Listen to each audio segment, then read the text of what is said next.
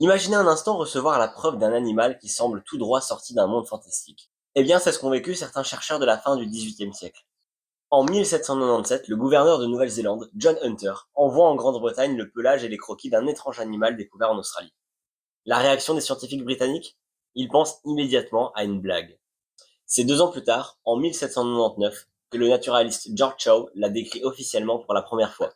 Malgré cela, il écrira: il est impossible de ne pas avoir de doute sur l'existence réelle de cet animal. Et ce doute était plus que présent chez les Britanniques de l'époque. Au même moment, un spécimen empaillé est envoyé en Grande-Bretagne. Le célèbre anatomiste Robert Knox est persuadé qu'il s'agit d'un faux. Selon lui, un taxidermiste asiatique aurait cousu plusieurs animaux ensemble. Il examine minutieusement la créature, cherchant des points de suture, mais sans résultat.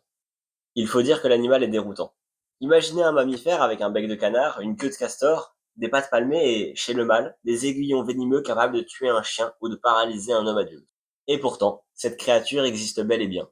L'ornithorynque. Présenté au grand public par le magazine National Geographic en 1939, il devient rapidement l'un des symboles les plus emblématiques de l'Australie. Aujourd'hui encore, il apparaît sur la pièce australienne de 20 centimes. Mais ce n'est pas tout. L'ornithorynque, dont le nom vient du grec à bec de canard, appartient à l'ordre des monotrèmes. Avec les 4 espèces d'échidnés, il fait partie des 5 seuls mammifères au monde qui pondent des œufs. Et ce n'est toujours pas fini, car comme les taupes dorées, il possède également un cloaque, un unique orifice servant à la fois à la reproduction et à l'évacuation des urines et excréments, comme les oiseaux, les dinosaures ou les amphibiens. Ian Malcolm a dit: la vie trouve toujours un chemin, et parfois c'est loin d'être un chemin auquel on peut s'attendre.